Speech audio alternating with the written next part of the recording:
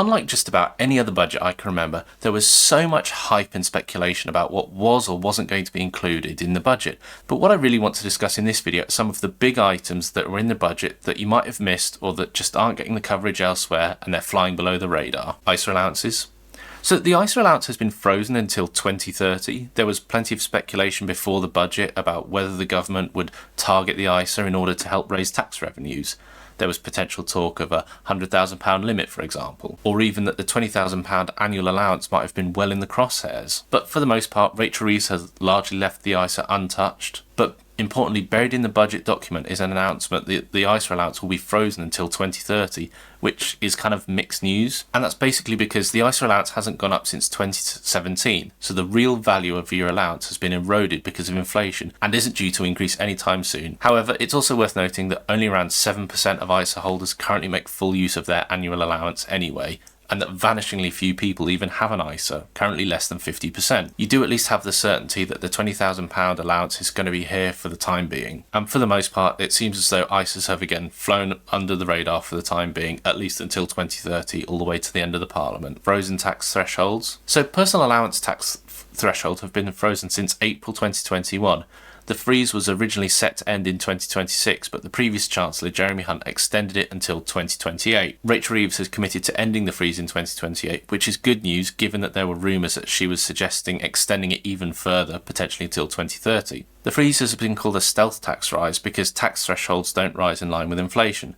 As a result, you end up paying more in tax as your earnings and wages increase, and a greater proportion of your earnings may get pushed into higher tax bands. You're still better off, but maybe not as better off as you thought. And it means that once the freeze ends, you'll have missed out on up to 7 years of inflationary increases of personal tax allowances. But we should also note that it's only something that will be reviewed in 2028, and so there's no guarantee that they will indeed increase with inflation. And the Office for Budget Responsibility estimates that because of the freeze, there are expected to be 4 million extra taxpayers in 2027 to 2028 onwards. And according to the Bank of England's inflation calculator, here's what the income tax thresholds could look like if they'd gone up in line with inflation. Your personal tax allowance is currently £12,570, but could be over £15,000. Higher rate thresholds are currently at £50,270 and could be over £60,000, and the additional rate, currently at £125,000, could be well over £150,000. Stamp duty. While stamp duty rates for primary residences didn't increase,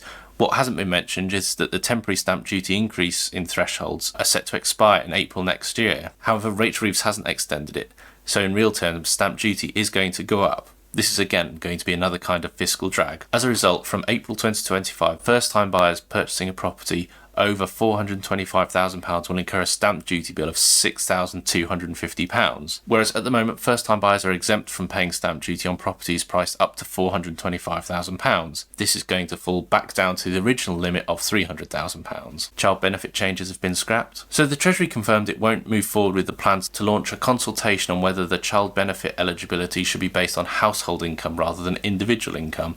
This is a real shame and something that Martin Lewis has been very vocal about. Before then, you used to have to start paying back child benefit at a rate of 1% for every £100 you earn over £50,000 a year.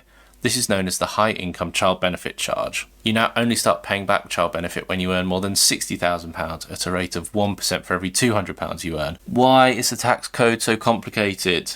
Okay, never mind. Another conversation for another day. Watch this video just here if you want to know more. Lifetime allowance withdrawal penalty. Labour did not announce plans to cancel the lifetime allowance scheme for first-time buyers. LICs are designed to help people aged 18 to 39 buy their first home, with savers given a 25% government boost when they use the funds to buy a qualifying first-time property. The scheme basically means that people can save up to £4,000 a year towards buying their first home. But if they use that cash for something other than buying a home, like retirement, then they face a 25% penalty. The god himself, Martin Lewis, had called on Labour to reduce this unjust cancellation penalty from 25% down to 20% at the head of the budget, but seems to have fallen on deaf ears, unfortunately. And he basically talked about on his podcast how people, particularly in the southeast, have just been priced out, and with house prices having increased as much as they have, that money doesn't go as far as it used to, and they face a potentially huge penalty just to get their money out. Tax-free childcare. Martin Lewis also called on the government before the budget came out to rename the tax-free childcare scheme to help 800,000 families that are currently missing out. The scheme offers £2,000 a year per child towards childcare costs, including nurseries, childminders and some holiday camps. Around 1.3 million families are eligible to claim it, yet